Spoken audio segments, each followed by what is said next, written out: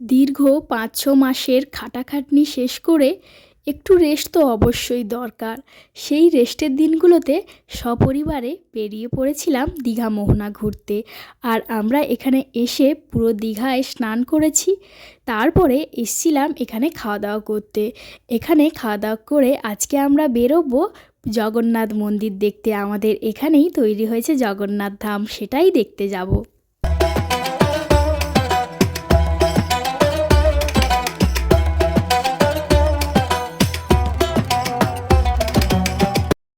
নমস্কার বন্ধুরা, আমি সুপ্রিয়া। দেবপ্রিয়ার লাইফস্টাইলে তোমাদের সবাইকে অনেক অনেক স্বাগত। আজকে সপরিবারে মিলে বেরিয়ে পড়েছিলাম দীঘার উদ্দেশ্যে। দীঘা মোহনা তো সারা দুপুর আমরা ঘোরাঘুরি করেছি। তারপরে একটু বেরিয়েছি, আমাদের এখানেই তৈরি হয়েছে দীঘার জগন্নাথ ধাম, যেটা এবছরই তৈরি হয়েছে। আর সেটা শুনেই আমরা রওনা দিলাম জগন্নাথ ধাম দর্শনের উদ্দেশ্যে। প্রথমে আমরা ঢুকে জানতে পারলাম এখানে একটা পা ধোয়ার জায়গা আছে। সেখানে হাত মুখ ধুয়ে আমরা রওনা দিলাম জগন্নাথ দেবের দর্শন পাওয়ার জন্য। সত্যি এখানে না একটা আলাদা রকমের শান্তি আছে। পুরো মন্দির চত্বর ঘুরলে বুঝতে পারবে একটা কেমন শান্ত শান্ত ভাব। খুব সুন্দর চারিদিক, জল, তার মাঝে জগন্নাথ দেবের মন্দির। এবং জগন্নাথ দেবের দর্শনে যাওয়ার আগে প্রথমে 3টে মতো মন্দির পেরোতে হয়। প্রথম মন্দিরটায় একটা জগন্নাথ দেবের মূর্তি ছিল, যেটা তোমরা সামনে দেখতে পারছো। কিন্তু এই মন্দিরগুলো অনেক বড় বড়, কিন্তু মেন জগন্নাথ দেব আছেন আরও 2টো মন্দিরের পরে। এর পরের মন্দিরটাতে আরও কি আছে সেটা তোমরা চলো আমি তোমাদেরকে ধীরে ধীরে দেখাই। আর আমরা যখন দূর থেকে আসছিলাম, দূর থেকে দেখতে পাচ্ছিলাম এখানে খুব সুন্দর একটা পদ্ম সরোবর আছে। আর এখানে এসে আমরা সেখানেই পৌঁছেছি। চলো তোমাদেরকে পদ্ম সরোবরটা খুব ভালো করে দেখাই। খুব সুন্দর। এত অল্প দিনে যে এখানে এত পদ্ম বাগান হয়ে যাবে, মানে সেটা ভাবাই যায় না। আমরা একটা দুটো গাছ আনি, সেখান থেকে তো পদ্ম বাগান হতে অনেক দেরি হয়, কিন্তু এখানে পদ্ম বাগানটা অনেক বড়।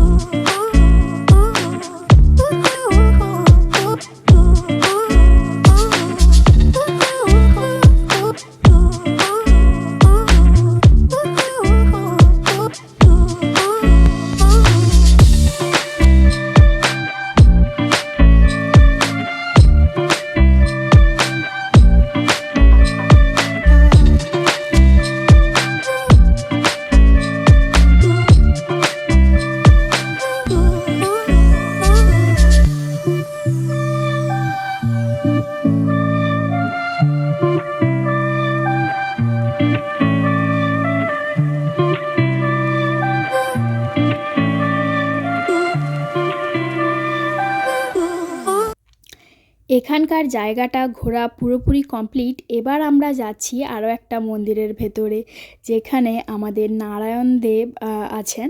একটু দেখাই তোমাদেরকে। এখানে একটা নারায়ণ দেবের অনেক সুন্দর একটা প্রতিমা আছেন বলতে পারো, যেখানে নারায়ণ দেব শয়ন করে আছেন। এখানে শুধু এটাই আছে, আর কিছু নেই। তবে এত বড় মন্দিরটার ভেতরে এটা মানে অনেক সুন্দর লাগছে। মানে আর কিছু নেই, তবুও মনেই হচ্ছে না যে মন্দিরের ভেতরে আর কিছুই নেই। এরপরে আমরা এলাম মেন মন্দির যেটা, সেখানে। তবে এখানে অনেক কাজ বাকি আছে। মন্দিরের কাজ এখনও চলছে, মানে আরও কতদিন যে হবে আমি তো জানি না। এত বড় মন্দির কত দিন থেকে যে শুরু হয়েছে আর কত দিন ধরে হবে সেটা আমি একদমই বলতে পারবো না। তবে মন্দিরের এই দিকটাতে কাজ কমপ্লিট, কিন্তু ওই পার্টটাতে এখনও কাজ চলছে। কতজন মানুষ কাজ করছেন, যেটা আমার ভিডিওর এই সাইডে তোমরা দেখতে পাচ্ছ।